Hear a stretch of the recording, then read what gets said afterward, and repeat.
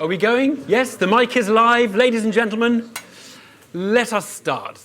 The best of timing and the worst of timing for this session today. Actually, the whole problem with the Brexit process has been how hard it is to stop thinking about the next 3 hours. Today, we hope to think a little bit longer term than that and go to at least the next 3 months. We're going to ask how Brexit has changed or is changing politics. There are two theories in my head. One is that Brexit is a one-off accidental diversion from the normal business of politics, and when it is sorted out, it will all go back to normal. The other theory is it is never going to be sorted out. Politics will never go back to normal. The fault line of the old party system has sometimes been transgressed by a bigger, newer set of issues, Brexit-related and going beyond Brexit, and that old left-right Tory Labour politics has had its day. It is amazing to see how broken the party system is at the moment. Party politics works well when there's a schism that is well matched to the party lines. Non-party politics, free votes, work when the schism is randomly scattered over the political domain. But we, at the moment, appear to be trapped in something rather weird, that there is a very high correlation between your party and your view about Brexit. There is synchronization between party and Brexit attitudes. However, there isn't enough to provide stability in our political system. And I keep asking myself, why, when you can sort of see the Tory party is Eurosceptic and Labour is closer to Remain, why is it so unclear, these two parties? Why is it so messy across the two main parties as to what their views are? And I think where we are is that one reason is that on the smaller issues, so on Brexit, I think, pro-Europe, anti-Europe, you've got a kind of party line. But firstly, you have, on the sub-issues, what kind of Brexit? How much sanctity do you apply to the referendum? On these issues, within the parties, there's lots of disagreement, even if they broadly agree over their values and ethics and attitudes towards Europe. So that's one reason why the party system doesn't work. There's another, which is there's enough deviation within each of the two main parties that in a hung parliament, it doesn't matter whether it's down the middle of the party or just at the edge of the party. The truth is it only takes 10 Tories to wipe out the government's majority, and indeed 20 Labour MPs can upset the application of the Labour whip. So you've got a small number of rebels in each party that can screw everything up. You've got disagreements. You've got disagreements over all the sub-issues. And the third and most important issue is why the party system isn't working, is that the traditional voters for the parties don't fall on their European attitudes down the old party lines. Probably that affects Labour more severely because Labour's support base is metropolitan Remain and blue-collar Leave. And what a time and what a struggle it is to make Labour work when it is trying to stretch across that coalition. So we are where we are. Government is in a kind of strange place. It is too weak to get its only policy past the Commons, or we'll find out later if that's the case.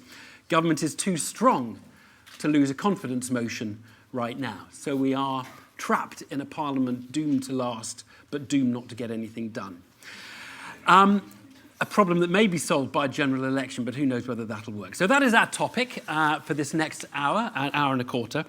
What I'm going to ask is the panellists to make a short comment each, up to sort of anything up to 5 minutes, doesn't have to be 5 minutes. We'll have a little bit of discussion up here. We'll open to questions from the floor. I will introduce the panel. Nicky Morgan, Conservative MP for Loughborough, Chair of the Treasury Select Committee. This week, voted for Common Market 2.0, voted for Ken Clarke's Customs Union, voted against second referendum, and has been one of the key players working across the political divide within the Conservative Party, and was a big player in brokering the Malthouse Compromise, which was designed to get the EU to compromise. On my right, Lisa Nandy, Labour MP for Wigan. If you saw Caroline Flint was coming, Lisa Nandy is the new Caroline Flint. Lisa voted for Common Market 2.0, so not a million miles actually from Nicky Morgan, voted for the customs union proposals and abstained on the second referendum. And in some respects is seen as a swing voter who, if Lisa votes with the government today, then they may be onto something. Lisa, how are you going to vote today? Against. You're going to vote against? Yeah. You've made your mind up? Yeah. That's done. OK. It's over.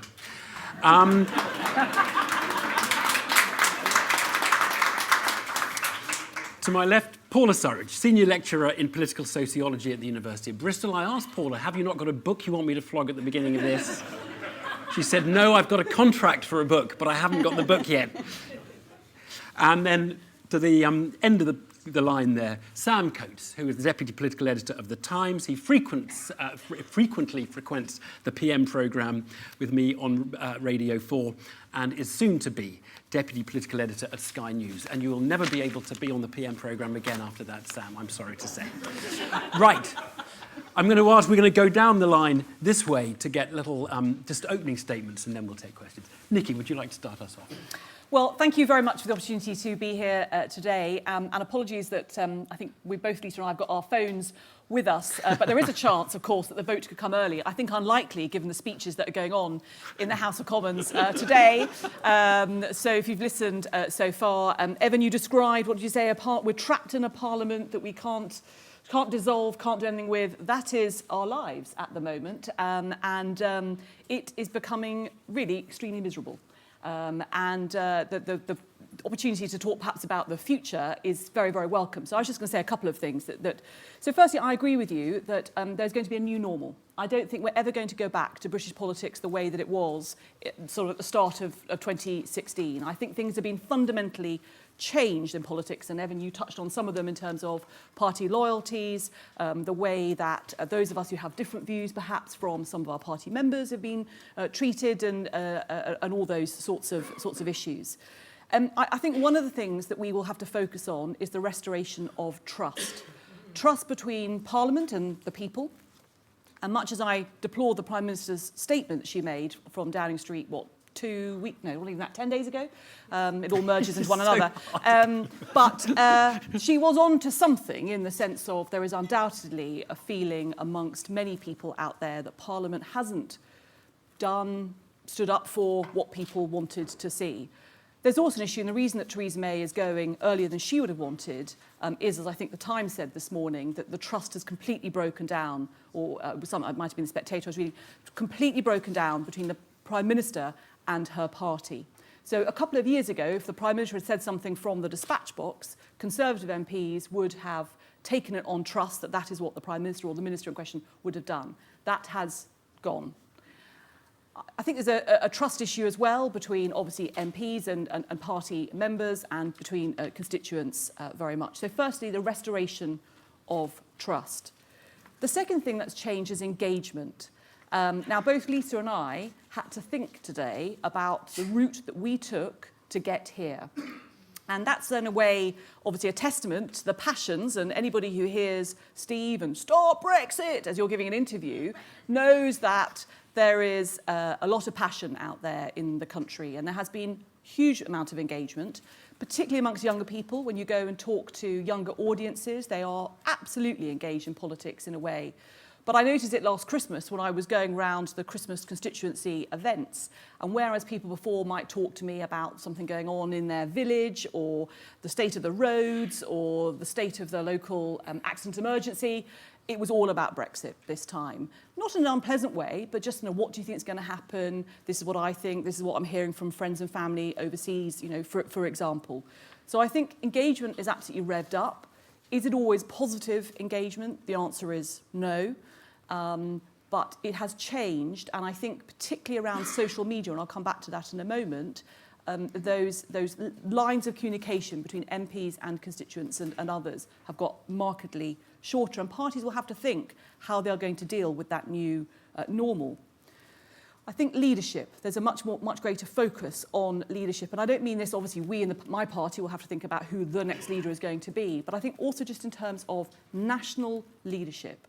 One of the things that this process has shown is A, our party political system cannot cope with something like Brexit, but B, do we have the national leaders in place to deal with something as significant as we have seen, that really needed phenomenal leadership to take the country through this, to do it, I think, in a non-party political way, and to be completely honest about the compromises that will be needed to negotiate something like Brexit. My fourth thing is, as I say, the new normal. I mean, Chair of the Treasury Select Committee, normally the spring statement or the impending comprehensive spending review would be huge things for us. They're barely talked about now. And actually, depending on what happens, the government's about to embark on this review of spending for the next couple of years. That's really important for setting priorities. Lots of people actually are affected by that. Lots of people and companies are lobbying and thinking about organisations. Does it really register in Westminster at the moment? Not hugely. And then my last thing is go back in a way to engagement. I never thought as a Member of Parliament that I would have to worry about my own personal security, nor the security of my members of staff, nor actually read the stuff online that they have to deal with, nor did I think that Parliament would have to beef up the security in the way that it has done, that we'd have to station police at entries all over the place to Parliament and in Parliament Square. This has not been good for the country. And the really tragic thing is, putting your views to what Brexit and whether that was avoidable, actually what's happened in terms of the perpetuation of the divisions in the country, I believe, could have been pretty well avoidable had the whole thing been handled so very differently from 2016 onwards. And I'm not sure we're ever going to get back quite that. If it wasn't innocence, you've been covering politics for long enough, Evan, I've been involved, probably Lisa has for many years. It might have been innocence in politics in 2016, but it felt very, very different from how British politics feels now. Thank you, Nicky. There is an argument that says hung parliaments are always messy. Yes. And if you came back after an election, probably not the next election, I think there were some projections today showing another hung parliament if you had an election, but if you came back after another election, or another one but one, and one of the parties managed to have a sort of Blair-like majority, do you think then all these things would die away? The anger would die away, because there's no point in shouting. It's because it's so finely balanced. People want to go out there and shout. And I certainly think a lot of the anger would go away. But I think that it's one of the things. So when you talk to colleagues who've been in the House for a long, long time, they will say they've never come across a situation like this. And I expect, like anything in your life, when it's a slightly sort of traumatic set of events, you never forget it, and it always shapes your response for the future. And I strongly suspect, you talked about bridging divides earlier on. I mean, I've worked with people in my own party with very different views. I've worked with people in other parties with, actually more similar views on Brexit than me in many of the cases. And again, those are the sorts of relationships I think that you won't forget that cross-party working. It will shape how I think future MPs approach things. Lisa, opening words. Yeah, how future MPs approach things, hopefully not like this. So I agree with everything Nicky said. I won't repeat it. I was reflecting on it as I ran the gauntlet through the gates just now and past people shouting abuse at me outside and screaming traitor, that a lot of that language is now very common inside Parliament. And it's no surprise then that we hear it reflected back to us if we're setting that tone ourselves. But this sort of cheapening and coarsening and shrinking of the public debate, I think it's dangerous. I think it's incredibly important. But I also think it's a symptom of where we are in the country. I think that we're at a moment that you get sometimes in history where the settlement that had lasted for a very long time has broken down and the new one is yet to be built. And as a consequence, we're sort of stuck in what often feels like hell at the moment. And I wanted just to say something about what I think has happened and what I think it tells us about the future, because Brexit for me was much more a symptom of trends that had been developing for the course of my lifetime, rather than a cause in itself of what had happened next. I was born in 1979, the year that Margaret Thatcher came to power, and the Manchester that I was born into was much older than the surrounding towns, including Wigan, where I live now and where I'm a member of Parliament. And that was true across the country, because in that era we had huge amounts of industry. The factories, the mines, the mills were all concentrated outside of those large urban centres. And Over the course of time, what has happened is that those jobs have been lost, and if they have been replaced, they've been replaced with 0 hours, low-paid, insecure work that doesn't offer much of a prospect for young people. Barnsley is a good example, where once their largest employer was the mining industry, and now their young people work in ASOS packing boxes for the minimum wage. And there therefore should have been no surprise that cities voted in very large numbers to remain, and nearby towns voted in similarly large numbers to leave. And in fact, that divergence of views over the Europe question is mirrored by a whole series of issues about equality, rights issues, about immigration, on almost every major social attitude question, as my colleague Dr. Will Jennings, who runs something called the Centre for Towns with me, has shown. Those two Englands have been moving apart for some time. And because it's an ageing story, really, because towns have lost our working age population. We've got much, much older, while cities have become magnets for young people and have got much, much younger. And so you've got this dilemma that Labour is facing, that the country's also facing, where you've got a lot of younger, more middle class, more socially liberal people living in cities, and outside of the cities you've got almost exactly the reverse. And because of that, you've also got a whole series of things that have happened in towns like mine. We lost our working age population, so our high street is no longer sustainable. The local pubs have shut because the jobs that do exist are commuter jobs in Manchester, and so people, if they do go out, they go out after work. They don't spend their money in the local economy. We're at the sharp end of the social care crisis because we've got a much older population and of low pay and of agency work. And we've got a crisis of loneliness because as young people grasped the opportunities that were opened up to them and went off to university, often for the first time in their family history, when they look back, they found increasingly there was nothing to return home to. So you have lots of older people in towns like mine, and in Batley and Spen, where my colleague Jo Cox was the MP, where she set up the Loneliness Commission because families are growing older, parents getting older, hundreds of miles away from their children and their grandchildren. And there is real anger in towns like mine about the political and economic settlement that has brought us here. And the vote to leave the EU was about the EU, but it was also about an institution that had come to symbolise that sense of remote and unaccountable power, where decisions are made hundreds or thousands of miles away by people with no regard for the consequences and who have no skin in the game. So what do I think that means for the future? I think it means that we need to wake up and realise that people have been trying to tell us for some time now that that political and economic settlement is unsustainable. And we've got to start acting on it. My fear is that we just simply still haven't learnt the lesson, and that we've skipped straight from what should have been a political earthquake to an argument about customs unions and free movement.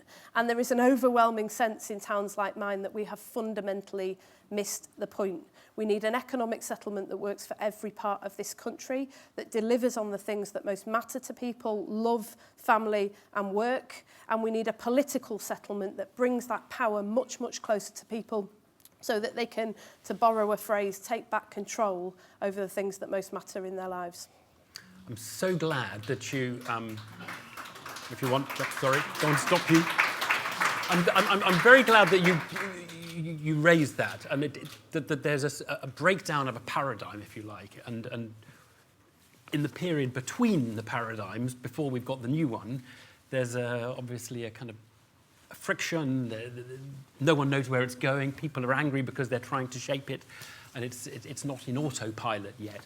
I just wonder who you feel closest to when you've given a really interesting little outline of the problems there. Who are the people who are thinking that way? Are they in your party? Are they in the Conservative Party? Who or the TIGs? Did you know the TIGs have become Change UK this morning, by the way? They've actually got a name. Change UK. Yeah, there's a...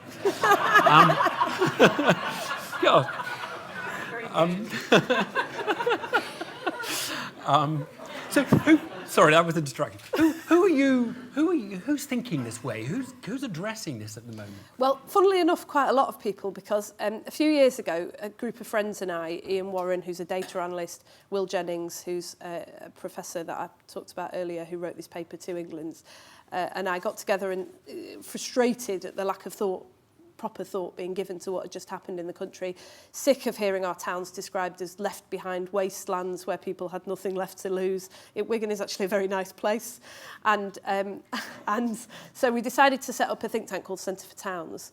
And some of the first people who got in touch with us actually were Tory MPs, because as we showed with our first bit of research, if 33,000 votes had changed hands from the Tories to Labour in 2017 in just a handful of town constituencies, Jeremy Corbyn would be in number 10 Downing Street right now. Whoever wins the next election is going to have to start taking seriously what is happening in our small and medium-sized towns. So funnily enough, that has concentrated minds in Westminster. People are beginning to focus on it. OK, Paula, you're going to talk about what it's done to our party system, and I know we're going to have a slide up here while you talk. I don't know sorry where that's appearing from. So. OK, there it is. It's there. There it is. Right. OK, thank you.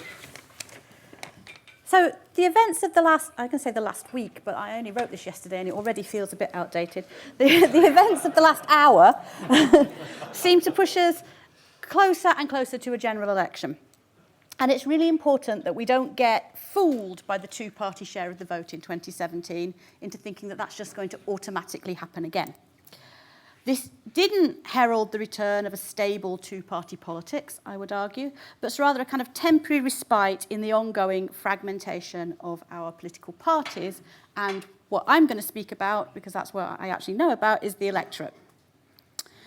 So there are now two distinct divides between our parties and within the electorate, as you said in your opening remarks.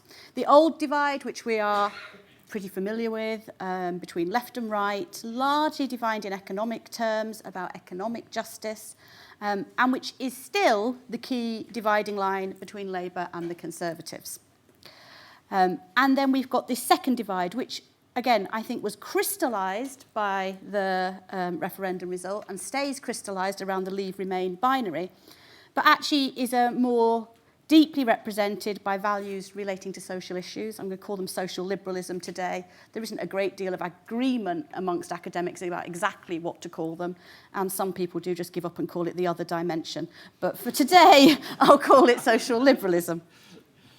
That divide is very, very good at predicting Leave and Remain support, and it also allows us to divide Green Party voters from UKIP voters, something which you can see on the chart you can't do on the basis of left-right divide.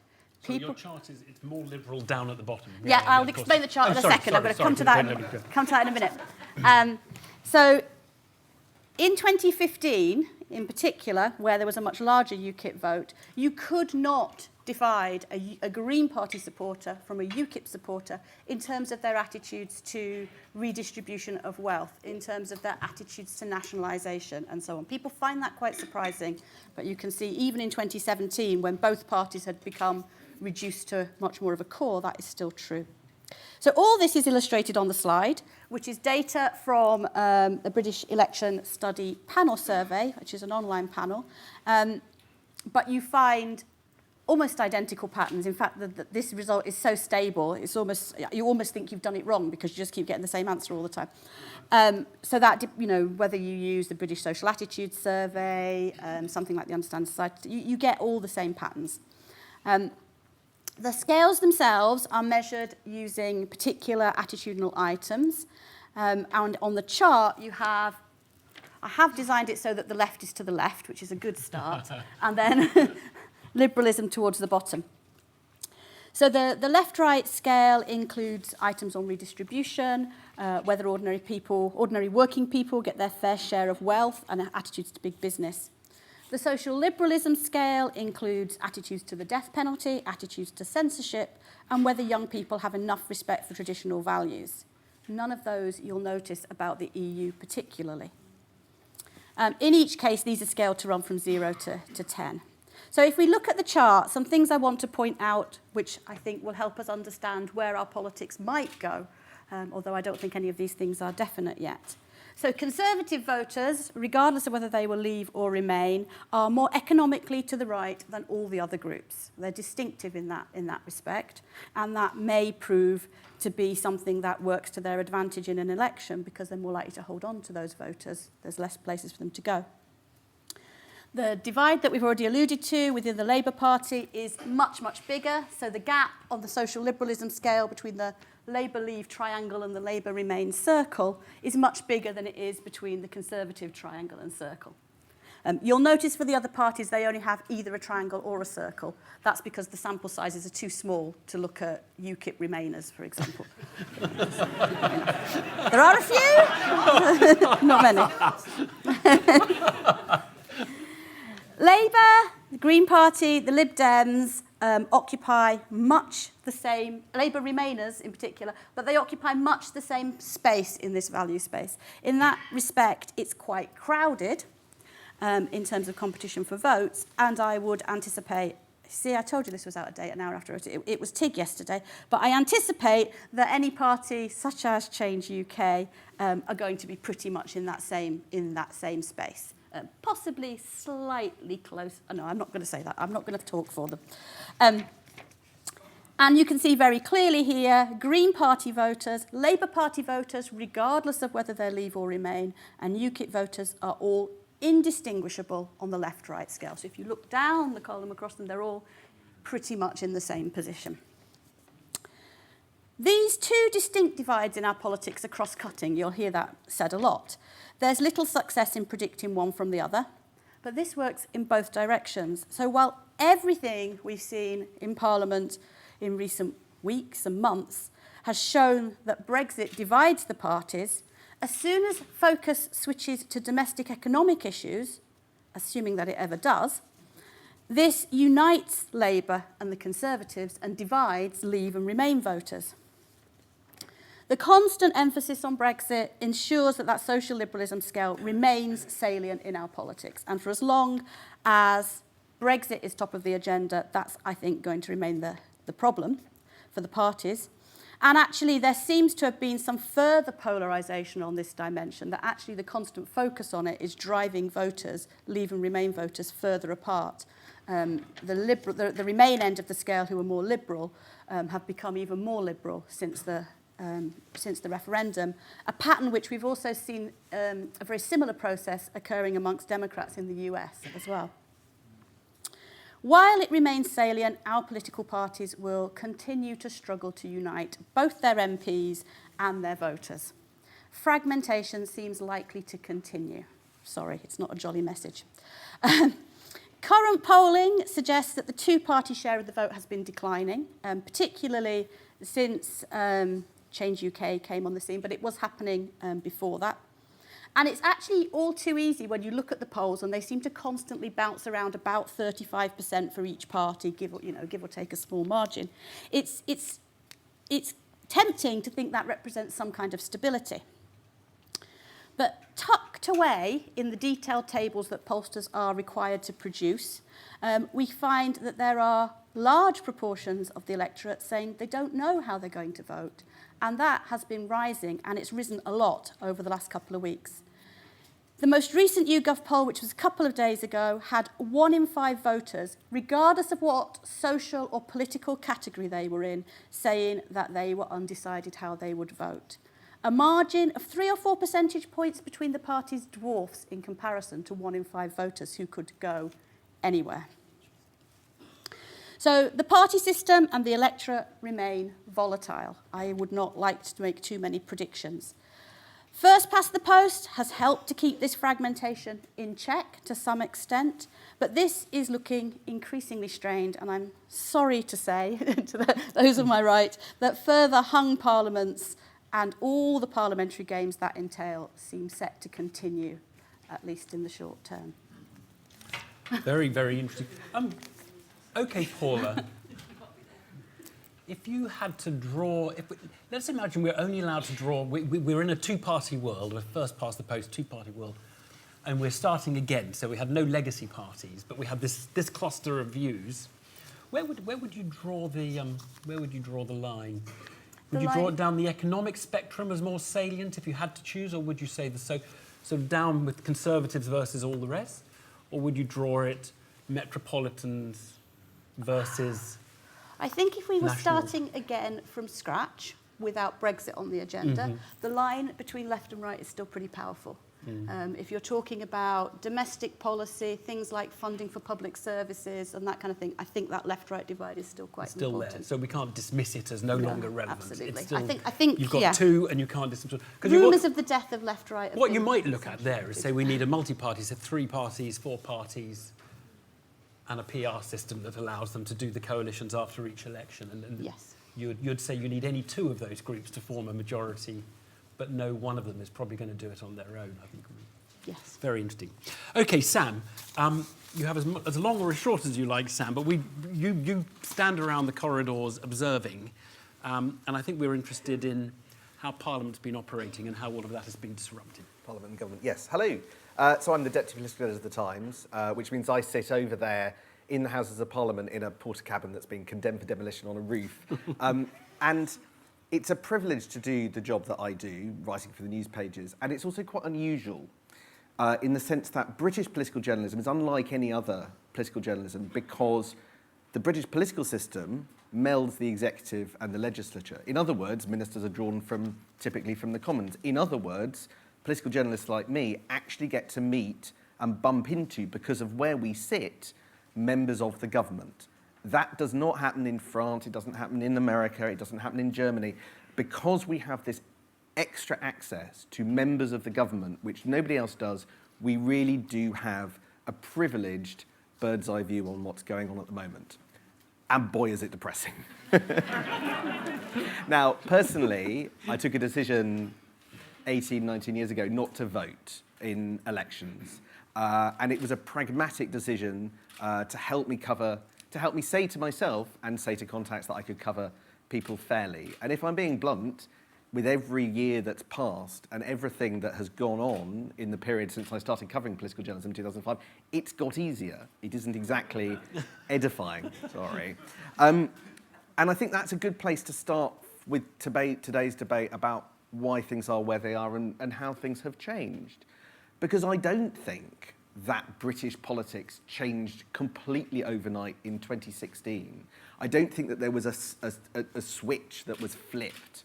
I think we're seeing the culmination of a lot of problems with British politics that have been evident for sort of the entire 19 years that I've been looking at it and experiencing it and writing about it.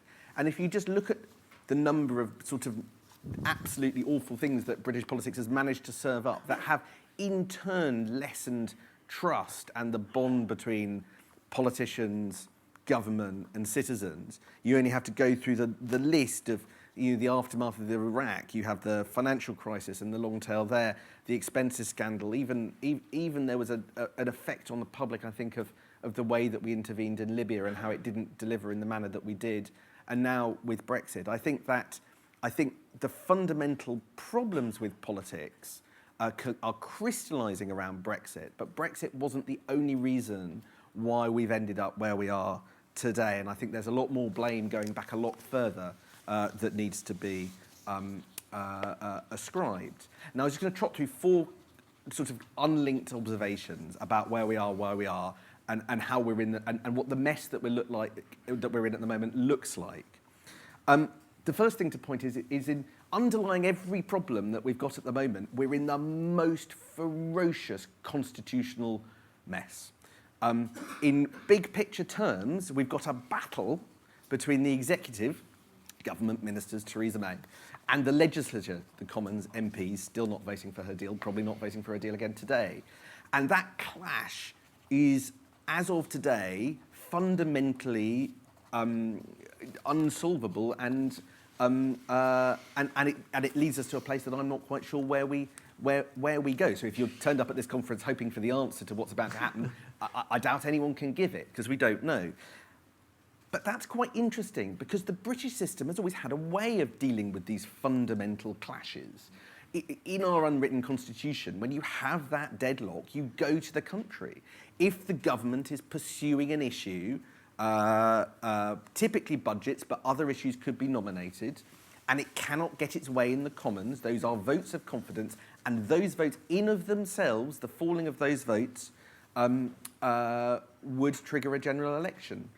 Except that David Cameron and Nick Clegg, and particularly George Osborne, decided that they didn't want to have any threat in 2010, 2011 when they came in. So they wrote down a piece of our unwritten constitution, and it's called the Fixed Terms Parliaments Act. And it is this extraordinary change to the way that this country is governed, done for one reason, then having ricocheting effects 7, 8 years later in ways that were foreseen but glossed over at the time. And the lock that the Fixed Term Parliaments Act means that Theresa May in normal times, previous 200 years, would have had to go to the country when meaningful vote one fell, and they didn't. It means that there isn't an effective way of solving the clash, and that is one of the things that has locked us in this position. Another way in which the kind of unwritten rules are being challenged, if 10 years ago, well, now let's take 2006, Tom Watson attempted a coup against Tony Blair. Narrowly, in the short term, it was unsuccessful, but I have no doubt that it contributed a lack of trust, a lack of confidence of Labour MPs expressed through various means, including what happened on that day, contributed to Tony Blair bringing forward his departure date and him leaving office in 2007, right? Today, both the Prime Minister and the Leader of the Opposition have more than 100 MPs each voting in motions of no confidence against them and them hanging on to power. Now, again, we have this unwritten constitution. We can debate whether that's a good thing or a bad thing, but there has been an element of a good chap's theory of doing things, and again, you can think that's a good thing or a bad thing, that used to exist, that exists less now. And the boundaries have changed, and the expectations of when you cling on to office are very different now from what they were. And I find it fascinating that there is a unanimity in both the Labour side and the Tory side in their approach to a lack of confidence from effectively a third or more of their parliamentary party. Then you've got another phenomena which is incredible and inconceivable 10 years ago, which is that cabinet government isn't working. How does that manifest itself? Well, the cabinet don't agree with one another. There are members inside the cabinet who do not agree with government policy. Key issues at the moment, such as whether or not we should have a long extension, there isn't a government policy of. What does that look like? Well, last week at Cabinet, last week was about 1 million years ago in my world, last week at Cabinet, Theresa May launched the conversation about whether we should have a long or short extension. People spoke, people argued, and then she didn't sum up, and nothing was written concrete in the Cabinet minutes, and there is no government position on this existentially massive thing to do with British politics and our future. That is incredible. On a day-to-day level or a week-by-week level, the corruption of cabinet government means an extraordinarily slew of leaks from cabinet. I am a lucky recipient of some of them. They happen within minutes of people walking out. They definitely happen before Downing Street get to the lobby room and give their authorised version, bland authorised version of what's happening. And there's a bit of a competitive game between a number of political journalists to see who can get there first with the readout of cabinet. Mark Sidwell, I don't think we're allowed to call him a former spook because that's wrong, but certainly the new cabinet secretary is desperate to try and clamp down on that. He's failed, and that's another problem. Two more quick things. Trust amongst MPs completely collapsing. Two structural things to do with that. British politics has always thrived on ambiguity. Look at the Good Friday Agreement. You are what you want to be, is the Good Friday Agreement in a sentence. But WhatsApp groups and binary choices, all our politics has been shoved down binary choices. That militates against the way that we've got through difficult places. And there's no trust, and so the greatest innovation to corrupt politics in the last 5 years has been the iPhone screenshot, because no MP can communicate with another MP or group of MPs without knowing that it's not also going to come to me 5 minutes later, which is great for me and terrible for politics. And then the final thing, and again, I feel this quite personally, is that the last couple of years have exposed the limits of MPs. And I do not really apply this to the two politicians on this panel. But it is extraordinarily depressing when Yesterday, one Labour MP intimately involved in the Brexit process was talking utter nonsense about kind of what bit of what amendment would mean what. They were just wrong. They just didn't understand it. It was an argument about whether or not the withdrawal agreement would have to be... representative government, Sam. Well, but they were just factually wrong, and they showed a lack of understanding about what was going on with whether or not the withdrawal agreement would have to be renegotiated in the event of a Common Market 2.0 before in the current phase. The answer is no. They were saying yes.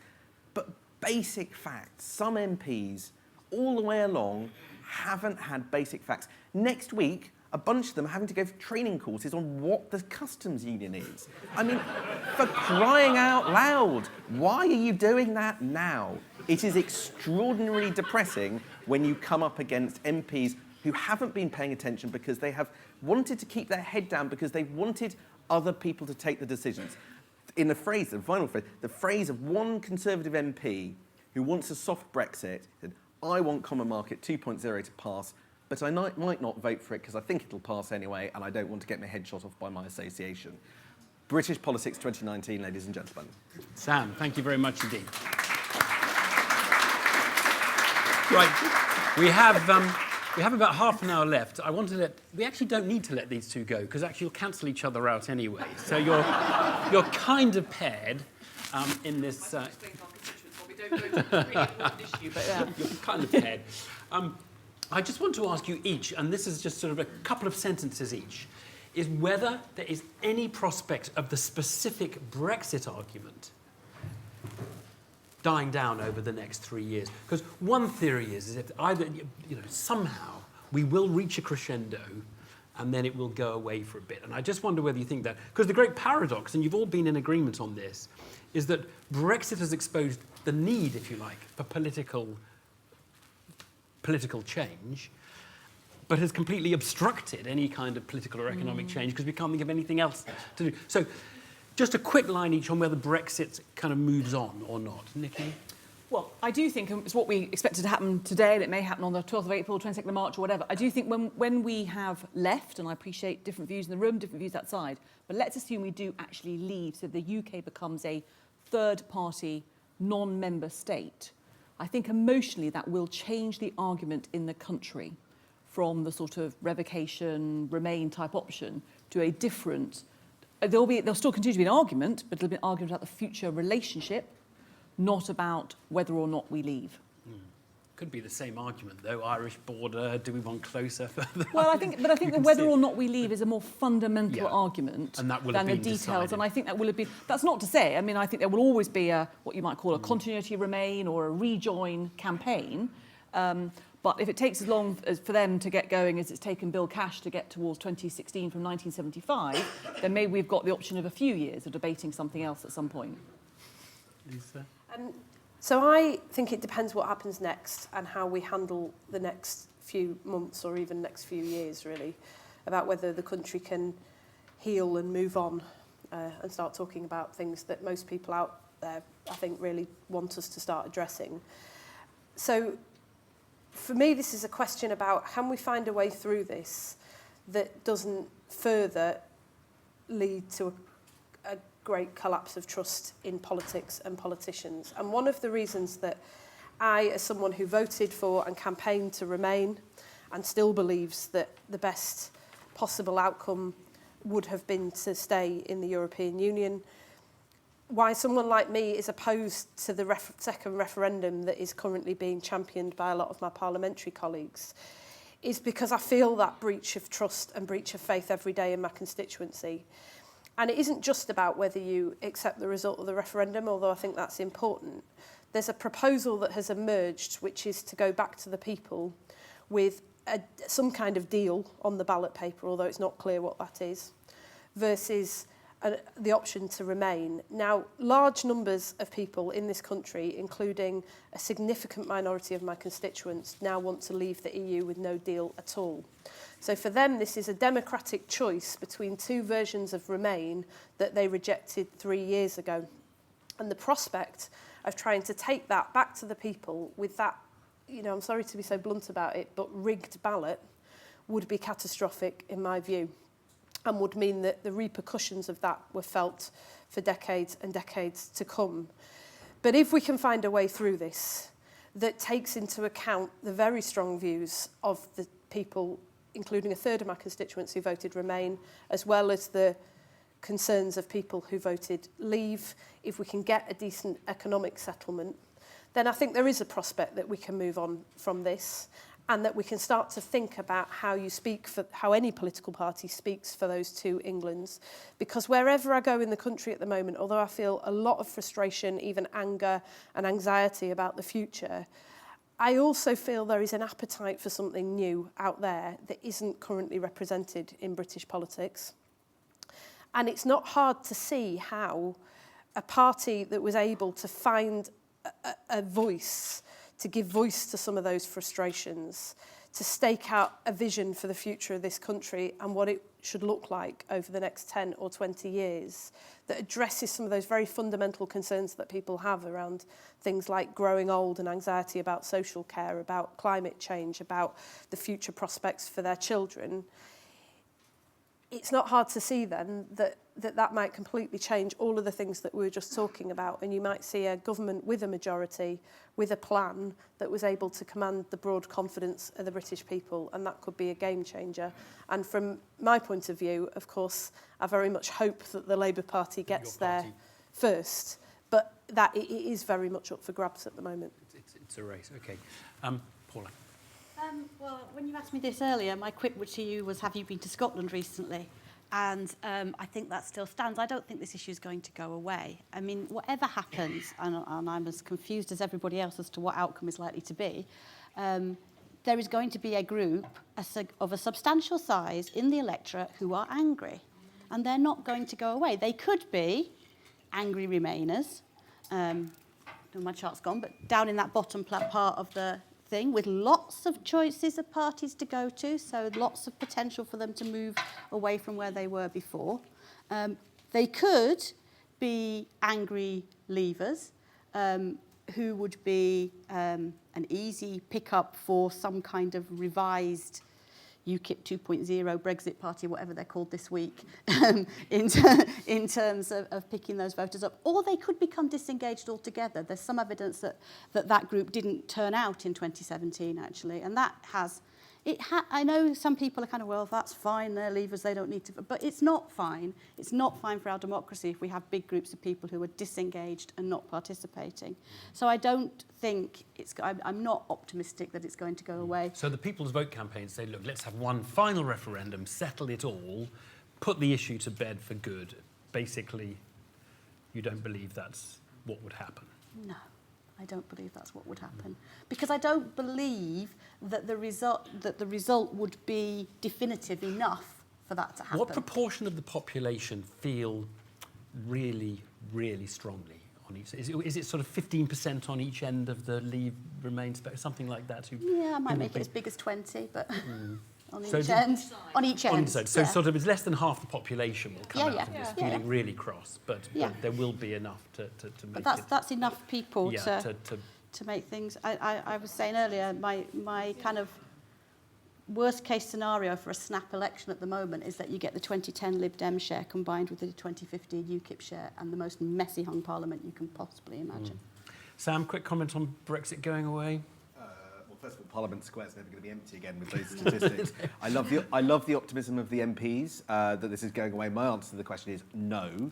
I think there are two reasons that I'd highlight.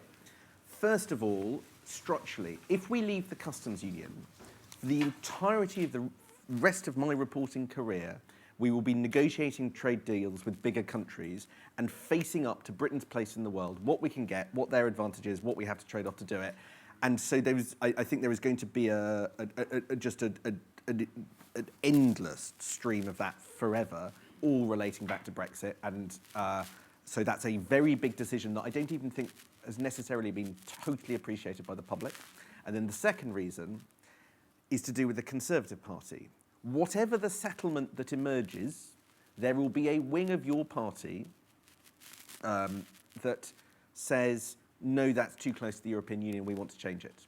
And at every leadership election, there'll be a promise of change. And then at every general election, there'll be a promise of change. And then after every general election, there'll be a there will be an attempt at change. And I can completely see that being the dynamic happening over it again and again and again, because there is an incredibly dedicated wing, votable, bankable wing of the Conservative Party for whom this will always remain a significant issue on the agenda. If we are going to be multi-schismed politics, and you know, I hear what both of you have said that on this side, that there probably will be a Brexit schism carrying with it lots of other divide, and there'll be an economic divide. Do we need to think about an ability to create a multi-party system? I mean, you know, you can look at the Conservative Party sometimes and say, why don't you just divorce each other? You are so not on the same page. It's painful watching you have these public arguments out in the open. Please take us and yourselves out of the misery. And I mean, the reason they can't do that is that you can't run two Conservative parties in a first-past-the-post system. You can't run the country. The reason it doesn't happen is because people want power. And power requires the biggest possible coalition of MPs. And it has always been true that political parties are uncomfortable coalitions between their respective rights and lefts. But this with a fundamental core around it.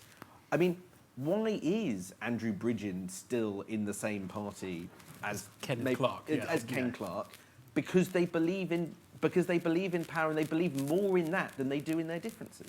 Well, but also, if you looked at the slide again that Paula had put up, what I thought was really interesting was the difference between the Conservative Leave and the Conservative Remain is much smaller than between the Labour Leave and the Labour Remain. And so actually it is true that when I talk to colleagues who have got very different views on Brexit, on other things, we will agree. We can unite, and I think that's but they have not had an opportunity to demonstrate. I think Sam's completely right though about the trade agreements. If we end up with an independent trade policy, the way trade policy is going to take over our parliamentary discussions. I just wanted to get the mood of the meeting on proportional. How many people here believe proportional representation would be an improvement on first past the post? And how many people here do not believe? So we're divided as well. Okay. Don't forget you've got to have turkeys voting for Christmas. And then you need a system to vote for its own change. Exactly. With AV and all of that. No, there were more who did. It is. Yeah, it's very good. Look, I don't think it stops at PR though. I mean, the only thing I would sort of challenge Sam on a bit, I know that we're all really, really miserable because this is all awful, but, you know, to me, the prospect of having a multi-party system actually, and having MPs who are forced to, or actually embrace perhaps, the idea of having to build coalitions and negotiate and participate and win trust and make compromises. To me, that sounds like quite a good prospect, actually. And I think we've needed more of that in our politics for some time.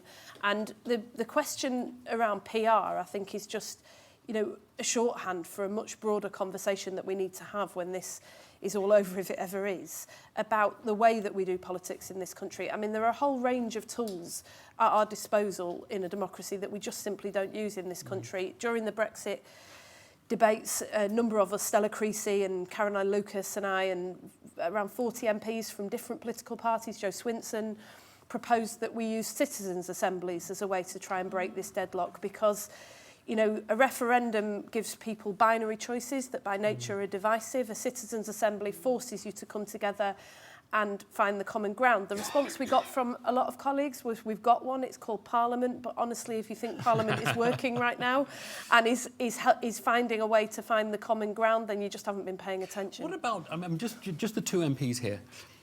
One of the great innovations, not a complete innovation, but very unusual, is a paper vote on multiple options. On Wednesday, you'll probably be ranking them. I think on Monday, it's the same approval voting system, but on Wednesday, you'll probably end up ranking some stuff if we get to that. Is that something you know you could now be doing quite a lot? Having broken through the idea of a binary vote on one thing, you could. It does encourage you to think around options a bit, and I just wonder whether we should be making much more of that. Interesting voting methods and paper, pen, that kind of advanced technology? Well, we do use a paper and pen for deferred division. So when we vote on Wednesday lunchtimes, usually on secondary legislation that's being debated in committee rooms and then we don't vote in the lobbies in the normal way. We will do it Wednesday. So it wasn't entirely unusual. It was, I have to say, very, very amusing, sitting there watching people like an exam paper. Yeah, Everyone's, exactly I've got to read the instructions really carefully because, I might get this wrong. And then, of course, there was a challenge for those recording the votes to make sure we knew there were some mistakes because the Speaker had to clarify some of the votes yesterday. Well, Sam has his head in the hands, but actually I think this is important and people want to get it right. And I think for a lot of ministers, there was obviously a big debate about free votes and whipping. And I think for a lot of ministers and shadow ministers, if you vote a particular way, even if you get a free vote, how was that then going to be interpreted by your constituents, by your association, by your party, by your peers? It was poured over weight. But it could be something. Look, I think we have to hope we don't end up in a situation like this again. The last similar one was Lord's reform, and that was 2000. When we last I think it was 6 years. Could I just say one thing very briefly, though, is that the system that we used this week was quite interesting because some MPs approached it in the spirit of trying to find common ground. So I, for example, and many of my colleagues, voted for or abstained on anything that we thought we could live with because we've got to start finding some common ground and find a way through this. But what's happening in Parliament at the moment is there are a group of people on one side who want to remain in the EU, sincere and passionate about that, but are doing it through advocating for that through the mechanism of a people's vote. The group of people on the other side who want to leave with no deal, and between them, they are knocking out all of the options in the middle and have been for 3 years, which is why we can't make progress. And you saw more of that this week. And my message to those colleagues is if we don't start to move and compromise, we will all lose, because the longer this goes on out in the country, the worse it gets for all of us. And there is a problem there, an underlying problem with the culture of the House of Commons that isn't solved by ballots or anything else. OK, I want to open up to the floor. Oh, got a lot of hands going up straight away. I think we'll take the lady in the middle of the second row here. Sorry, with the hand up. Keep your hand up. Grey hair. Oh, sorry, I don't mean to be pointed. But it is grey. And if we've got other mics, we'll take the lady here in the second row here. Yes, go ahead. You said that 1 in 5 of the, it was YouGov poll, I think, wasn't it? 1 in 5 people haven't decided how they're going to vote. And you seemed slightly surprised. It doesn't surprise me at all. And I think that all the parties, especially the two major parties, seriously need to think about this, because we have a culture now of young people who are not going to stay with the same party. They don't they don't have the same mobile phone contract. If another one's better, they'll move. If the gas, different gas. I mean, it's not like someone like me who, in fact, had a bank account at whatever, 17 or something, and you expected to keep with them for life, all that kind of thing. And actually, I am one of those 1 in 5. I will not be voting for the party that I was brought up to vote for various reasons. They can ask me afterwards. Mm. But I mean, so I don't know why you're surprised. I think it will get worse, much worse. And so there's a generational thing, and I'm glad you raised the generational issue, because there's clearly a generational divide. Well, no, not as clear as you think. Okay. I fall with the young people. Yeah, there's not a perfect generation. I would vote with the 18-year-olds, and I think the 16-year-olds should have a vote too. And if we have a second referendum... Paula, hand back the microphone, please. Yep. So in terms of being surprised, the surprising thing about it is not that there's lots of undecided people, but that there's lots of undecided people in every single group. So at various points over the last few years, we've seen the voters of one or other of the parties suddenly become quite undecided. Labour, the voters for Labour in 2017 became quite undecided around the time the independent group started up. At other times when it looked like Leave wasn't going to happen quite how they wanted, we've seen higher levels of undecidedness amongst Conservative voters. What was surprising about this particular poll is that it is everybody, absolutely, and across the age groups, across regions, across parties, across Leave and Remain, everybody's undecided, then that creates huge volatility in the system. Can tip anyway. You could Sam, tip anyway. I don't know if you were at the march, not on the march, but at it, talking to people on the march. Who are they going to vote for? That was something between 300,000 and 1.2 million people. So be open-minded. Who are they going to vote for? They don't know, and I don't know. And I think that. So I think the most optimistic. I can answer that question a slightly different way to give you an optimistic answer about British politics, which is so many. I can make it a bit more negative if you want, but so many of these questions, the questions that you guys raised, are solved the moment you get good leadership. Yeah. Should somebody emerge? Well, I did say that. That is true. These things can change really quickly. So you can have charismatic, somebody intelligent. And I think one of the things, to me, politics is all about language. And certainly for the last 4 years, we've got politicians in charge who are manglers of language rather than experts in language. And I think that so a strong leader who's got a very good way with words to take people with them, and they could lead the Tory party, the Labour Party, or something else. And there's all the votes to play for. A lot of votes to play for. for. Yeah, and it can tip, and suddenly it can seem very dim. OK, we had a question here, and then we haven't got much time. Then I'm going to take the gentleman right at the back with glasses sitting down. Right. Go ahead. Is it working? Right. OK. I've been spending some weeks on the picket line on Brexit, and we on the Brexit side have got all ages and colours and political persuasions on there.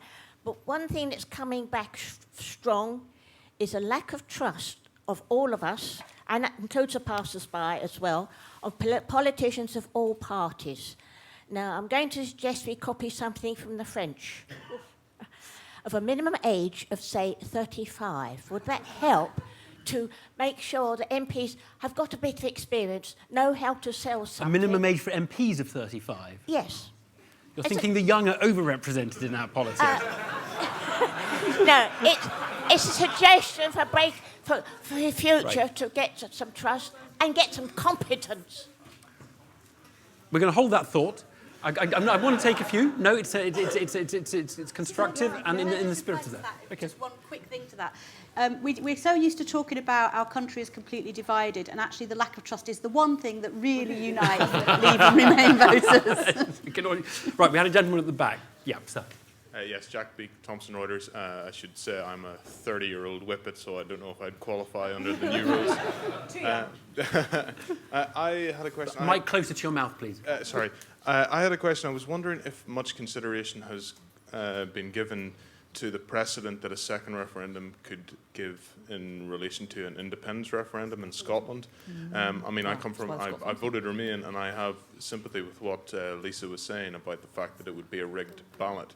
But my concern is primarily for the structural integrity of the union, and it could set a dangerous precedent because then the SNP can say, oh, you've had a second say on Brexit, let's have a second say on independence.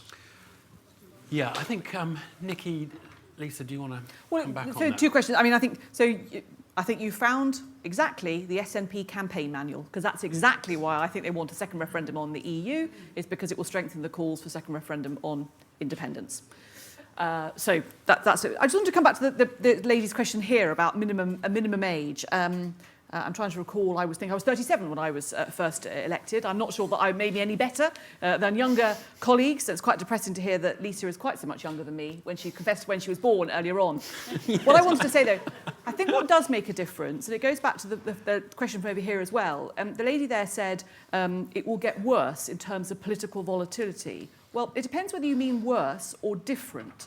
Because actually, what defines, well, not worse for me, because what defines, I think, the way Members of Parliament act is the type of seat that we represent. Exactly. And I think if you've got a marginal seat where you've had to win it from the opposition, you have a wholly different relationship with your constituents because you have had to win a chunk of them over than people who... Now, I don't want to say all my colleagues, because I think particularly younger MPs in so-called safe seats have a very different attitude to managing their seats than their older colleagues that they've taken over from. But I would say that actually it's the type of seat that as I say, because you have to have that relationship. You are much more aware of accountability rather than age or anything else that actually is what defines the kind of levels of trust that MPs show towards their seats and as a representative. Nothing to add. Okay, I'm going to take... Oh, tiny. We do, and I'm going to say this gently, in the media, fetishise youth, but experience is invaluable. I mean, the question of how Jeremy Corbyn has so many young followers is an interesting one that needs to be unpacked. But I think there's something in the way that we will, in the forthcoming Tory leadership contest, overwhelmingly call for the next generation. But it's not clear that that's necessarily the only answer. The House Commons Library did quite an interesting briefing paper on this a little while ago. Apparently this Parliament is the least experienced in parliamentary terms in history, and it's because of a number of things. The fact that in 2010 you had the expenses scandal and lots of MPs stood down, and so the intake that I came in on was massive. But then, of course, you've had real volatility in 2015 and Labour 2017. had a lot of accidental Right, MPs, so we lost so Mansfield, but we won Canterbury for the first time in our history. And so you've had this huge churn, and you do feel it in the Commons when we're dealing with some of these things. I mean, I spoke to one of Nicky's colleagues who's been around for quite a while, and he said to me, you know, I was talking to him about what's going on in the Tory party and Tory leadership, and he said, if we had colleagues who'd been around for longer, we would have sorted this out by now. We've sorted it out before, but we just don't know how to come together and do it. And that is part of the... Thank you. I'm going to take two quick comments, and then I'm going to ask the panel just to have a sort of last word each, and then we really do have to go. It'll have to be a quick word panel. So just pick whichever question you want to answer. We'll take the lady here, just because I can see her, and then the gentleman standing up at the back very enthusiastically. Yeah. Hello, I've got no qualification to be here other than I'm a punter and a member of the public. But I have been at a few of these before, and I just want to say it's been the most depressing spectacle. I'm very fond of you two girls. I don't always agree with how you vote, but it's not really directed at you. But, I mean, some of the interviewing of some of the MPs, going back to what Sam said about the sort of lack of knowledge and basic understanding of things that they're prepared to go on national television and write in papers. And, you know, it's just awful. And you could say it is representative democracy, because it's definitely the case that the public have huge misunderstanding too. So looking positively towards the future, because God knows how any of this is going to work out, I don't think you can run a healthy democracy without a well-educated population, certainly in political terms, and you bloody well can't run it without a well-educated set of MPs. So for me, it's education, I'm afraid. Yeah. And I thought that the citizens' assemblies was a really good idea, because it does help to spread, okay, it's opinion, but it's informed opinion, as opposed to the bollocks that we're drenched with at the moment. And okay. Thank you very much. I wanted to sort of take another comment. Thank you. That was beautiful. And the gentleman at the back, yeah. I'm Daniel Wincott. I'm part of UK in a Changing Europe. I just wanted the panel to invite the panel to reflect on the fact that 2 of the 4 legislators capable of making primary legislation in the UK, that's the National Assembly for Wales and the Scottish Parliament, have routinely had minority or coalition governments, and whether there are any lessons that you might learn from those legislatures for the operation of the Mother of Parliaments. I'm going to just literally whisk down. You can take either of those or any other questions that have left open, or you can just make a final statement. I'm sorry, no more questions. We have to drop. We're actually we're meant to be finishing now. I'll start with you, Sam, and we'll come down this way. I'd vote for anything that got my evenings back, but that's not happening. We're not at rock bottom yet. If that's the top and that's the bottom, we're about here. We've got many, many more late nights in Parliament to come. Paula. It is education, but not quite in the way you're suggesting. Most of the divides that we've been talking about have their roots in education divides, and so actually talking about our education system in very broad terms is the way forward. That's what I mean. Lisa. So I think it is education, but I think it's also about allowing people the chance to hold power. And one of the best political education models I've ever seen is the UNICEF Rights Respecting School, which allows young people from a very, very young age to make decisions about how their school is run. So they learn how to compromise, how to debate, how to negotiate. And it is the most inspiring thing to go and sit in, you know, my local primary school in Wigan with a group of 5-year-olds who are saying we can't spend the money for the playground on a seesaw because David, who's in a wheelchair, won't be able to go on it, so let's have a think about getting a roundabout. It is really inspiring and such a contrast to modern British politics at the moment, so we need more of that. You have a last word, Nicky. You had the first word and you get the last word. Well, look, as a former Education Secretary, of course it's about education. But I've got to be honest with you, the most informed audiences I meet at the moment are young people. and the least informed and the most abusive emails I get are from, I'm afraid to say, older voters. This is not about education. This is about awareness of other views in society. And the most depressing thing I get is when people say to me, all my friends voted Remain or all my friends voted Leave. A, that can't be true, and B, that is not a healthy set of friends to have. Good last word. Sorry, you didn't get an answer to your question at the. You didn't get an answer to your question, but there's a lot we haven't spoken about. Honestly, we may be talking ourselves into overly depressed view of ourselves, because if this conversation is anything to go by, thoughtful, reflective, big thoughts, immediate, authentic desire to help the population. It's not in that sense, what we've had today, not a bad reflection on our democracy and the arguments within it. But that is, I think, down to the panel, and I think we should appreciate what they've done and brought to us. Thank you very much.